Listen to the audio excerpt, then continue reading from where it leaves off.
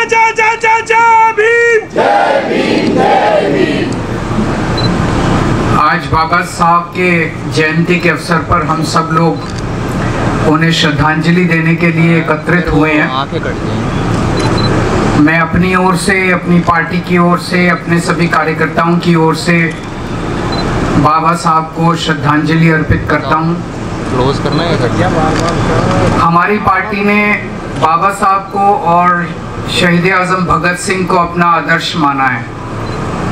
हम लोगों ने ये तय किया है कि उनके जीवन के संघर्ष से हम प्रेरणा लेंगे और उनके बताए हुए रास्ते पे कदम, उनके बताए हुए संदेश के मुताबिक हम आगे बढ़ेंगे। उसी दिशा में हम लोग पूरी कोशिश करते हैं अपनी पार्टी को भी चलाने की और जहां जहां हमारी सरकारें हैं उन सरकारों को भी चलाने की। हम देखते हैं कि किस तरह से आज के राजनीति में बाबा साहब को श्रद्धांजलि देने का, माला पहनाने का, फूल अर्पित करने का कई पार्टियां और कई नेता एक झूठा दिखावा करते हैं। मैं झूठा क्यों कह रहा हूं? जैसे मान लो आपका बेटा है, आप अपने बेटे को बोलो बेटा इस रास्ते चल,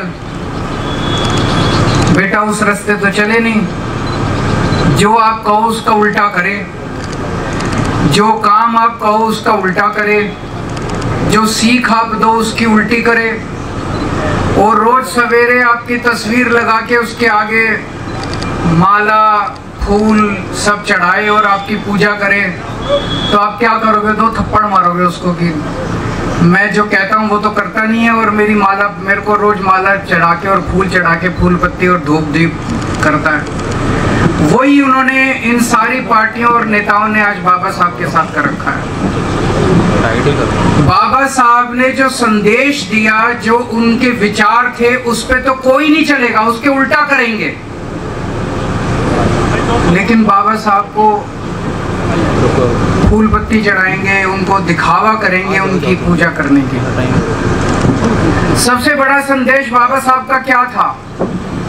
जो भी सौरभ भारद्वाज ने कहा, सबसे ज्यादा तवज्जो उन्होंने शिक्षा को दी थी कि अगर हम चाहते हैं कि हमारा सारा समाज एक पीढ़ी के अंदर आगे बढ़े, बराबरी का अधिकार मिले, सबकी गरीबी दूर हो, तो वो केवल और केवल एक ही चीज से हो सकती है, वो है शिक्षा।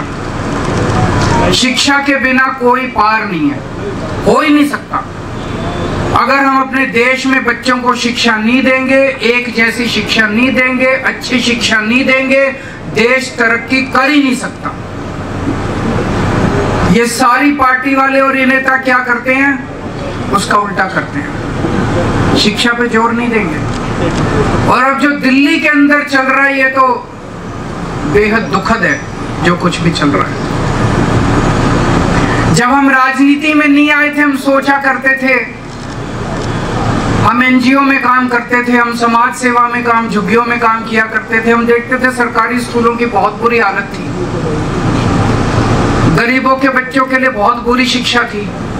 हम देखते थे कैसे प्राइवेट स्कूल वाले शोषण करते हैं माँ बाप का, बच्चों का, फीस पे फीस बढ़ाते जाते हैं, फीस पे फीस बढ़ाते जाते हैं। जब हमारी सरकार बनी, दिल्ली के अंदर और कुछ हो ना हो, हमने शिक्षा का अच्छा इंतजाम कर दिया। सरकारी स्कूल शानदार कर दिए, प्राइवेट स्कूलों को 10 साल तक फीस नहीं बढ़ाने दी, 10 साल तक इनको फीस नहीं बढ़ाने दी। लेकिन अभी 2 महीने भी नहीं हुए और इन 2 महीनों के अंदर इन्होंने पूरी शिक्षा व्यवस्था का बेड़ा गर्क करना चालू कर दिया दिल्ली के अंदर। ऐसे है जैसे अब एकदम से लूट मच गई, जैसे सारे प्राइवेट स्कूल खराब नहीं होते, लेकिन कुछ प्राइवेट स्कूल ऐसे हैं जैसे भूखे भेड़ियों की तरह झपट के मार रहे हैं पेरेंट्स के ऊपर। जो सोशल मीडिया पे देख रहे हैं, बच्चों को लाइब्रेरी के अंदर बंद कर दिया जाता है, बच्चों को क्लास अटेंड नहीं करने देते, बच्चों के ऊपर जिस तरह से तानाशाही बर्ताव किया जा रहा है कि फीस नहीं दोगे तो ये कर देंगे, वो कर देंगे, अनाप फीस। कईयों ने तो दुगनी कर दी, कईयों ने 80% बढ़ा दी, 40%। कहां से लाए बच्चों को पैसे पढ़ाने के लिए? मैं भी आने के पहले सोशल मीडिया पे देख रहा था, एक आदमी कह रहा था जी 2 लाख रुपए कर दिए साल का। कहां से लाए, कहां से लाए इतने बच्चों को पैसे पढ़ाने के लिए? ये तो किसी भी जिम्मेदार सरकार की जिम्मेदारी होती है कि वो शोषण के खिलाफ लोगों को बचाए, और यही शोषण में शामिल हैं, यही लोग शोषण करवाने में शामिल हैं। सरकारी स्कूल कितनी मुश्किल से ठीक करे थे, कितनी मुश्किल से ठीक करे थे 10 साल में। इन्होंने हैप्पीनेस करिकुलम बंद कर दिया, इन्होंने देशभक्ति करिकुलम बंद कर दिया, इन्होंने बिजनेस ब्लास्टर्स, सारा एक एक करके मिशन बुनियाद बंद कर दिया। एक एक करके जितने अच्छे काम करे थे सरकारी स्कूलों में सारे बंद करते जा रहे हैं ये लोग। अभी कल गुजरात की एक स्टोरी आई थी। गुजरात के 157 सरकारी स्कूलों में 10वीं क्लास के बोर्ड के पेपर में एक भी बच्चा पास नहीं हुआ, एक भी बच्चा। 30 साल से इनकी गुजरात में सरकार है, शर्म से डूब मरना चाहिए इनकी पार्टी को कि गुजरात के अंदर 30 साल सरकार चलाने के बाद अगर शिक्षा व्यवस्था का गुजरात में ये हाल है तो अब वही हाल ये लोग दिल्ली का करेंगे। तो कहते हैं बाबा साहब के भक्त हैं। बाबा ने क्या भक्त हो, जो बाबा साहब ने कहा उसका उल्टा करते हो तुम। बाबा साहब ने कहा शिक्षा पे काम करो, ये शिक्षा का कबाड़ा करने में लगे। एक राज्य बता दो मेरे को जहां इनकी सरकार है और उन्होंने शिक्षा पे अच्छा काम किया हो, एक राज्य बता दो। कोई एक राज्य नहीं है जहां इनकी सरकार है और उन्होंने शिक्षा को ठीक कर दिया हो, एक भी स्कूल को उन्होंने ठीक किया हो।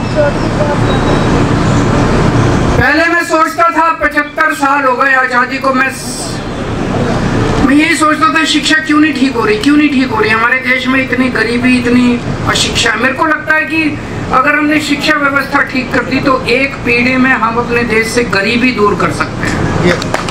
मैं सोचता था क्यों नहीं हो रही, मुझे लगता था इनको करना नहीं आता, इनसे हो नहीं रहा। लेकिन जिस तरह से ये दिल्ली की शिक्षा व्यवस्था को बर्बाद करने में लगे हुए हैं, अब मैं पूरी तरह से कन्विंस्ड हूं कि जानबूझ के इन दोनों पार्टियों ने 75 साल में इस देश को अनपढ़ रखा है, जानबूझ के अनपढ़ रखा है। एक षड्यंत्र के तहत, साजिश के तहत इस देश को गरीब और अनपढ़ रखा गया। इन लोगों, इन दोनों पार्टियों ने मिलकर रखा अपना वोट बैंक बनाने के लिए। इनको बाबा साहब से कोई प्यार नहीं है, ये कोई बाबा साहब की इज्जत नहीं करते। मजबूरी है कि बाबा साहब को इज्जत देने का दिखावा करना पड़ता है। और क्या मजबूरी है? वोट चाहिए इनको, एससी समाज के वोट चाहिए, इसलिए दिखावा करना पड़ता है इनको बाबा साहब की पूजा करने का, बाबा साहब की इज्जत देने का। बाबा साहब अम्बेडकर ने जब संविधान सभा के अंदर, कॉन्स्टिट्यूशन असेंबली के अंदर जब डिबेट चल रहा था, उस वक्त बड़ा कड़क बहस हुई थी कॉन्स्टिट्यूएंट असेंबली में। किसी ने कहा कि वोट देने का अधिकार सबको नहीं होना चाहिए, किसी ने कहा कि अनपढ़ लोगों को वोट देने का अधिकार नहीं होना चाहिए, गरीब लोगों को वोट देने का अधिकार नहीं होना चाहिए। यह प्रस्ताव आया केवल पढ़े लिखे लोगों को या इनकम टैक्स देने वाले लोगों को ही वोट देने का अधिकार होना चाहिए। आप सोच के देखो, अगर केवल अमीर लोगों को और पढ़े लिखे लोगों को वोट देने का अधिकार होता तो आज हमारे देश के अंदर गरीबों का क्या हाल होता और दलितों का क्या हाल होता और पिछड़ों का क्या हाल होता। ये तो नोच के जीने नहीं देते ये लोग, सांस नहीं लेने देते, पानी नहीं पीने देते आप लोगों को। करिए, बाबा साहब लड़े थे संविधान सभा के अंदर, बोले नहीं, हर व्यक्ति को एक वोट का अधिकार हो।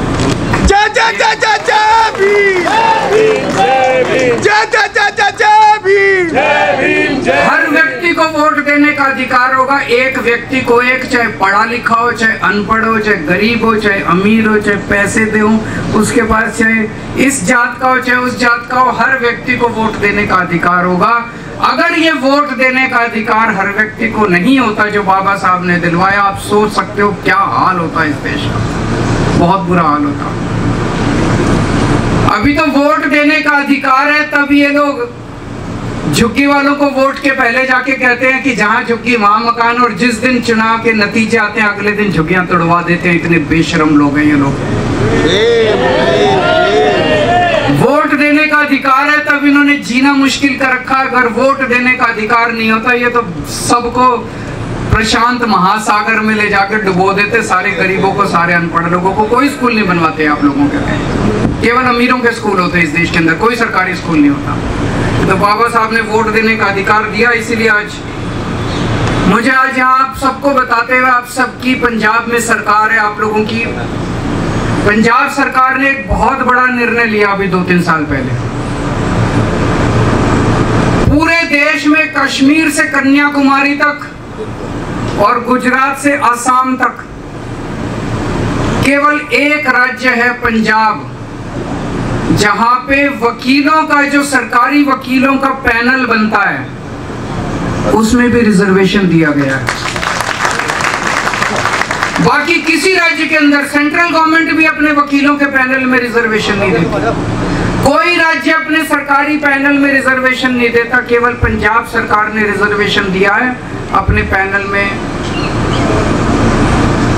रिजर्वेशन दिया है, सरकारी वकीलों का जो पैनल है।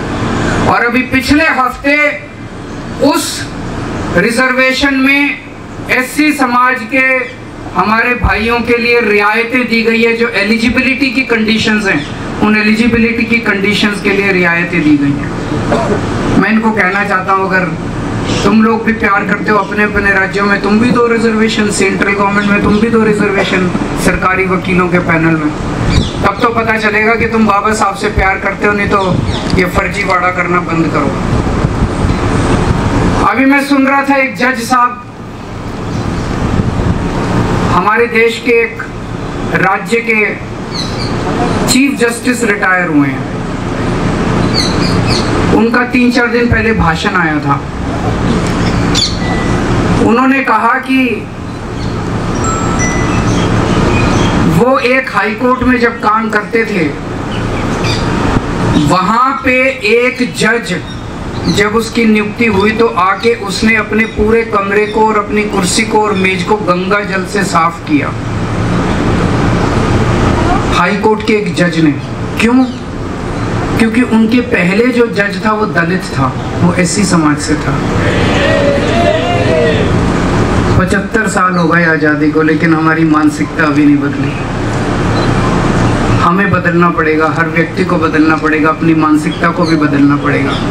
एक तरफ जहाँ पार्टियों को और नेताओं को बदलना है, दूसरी तरफ इस देश के हर व्यक्ति को भी अपनी सोच को बदलना पड़ेगा। फिर से मैं आप सब लोगों को बाबा साहब के जयंती के अवसर पे बहुत बहुत शुभकामनाएं देता हूँ, और यही निवेदन करता हूँ कि उनके कदम चिन्हों पे चलना, इन पार्टियों और नेताओं की तरह दिखावा मत करना। बहुत बहुत शुक्रिया।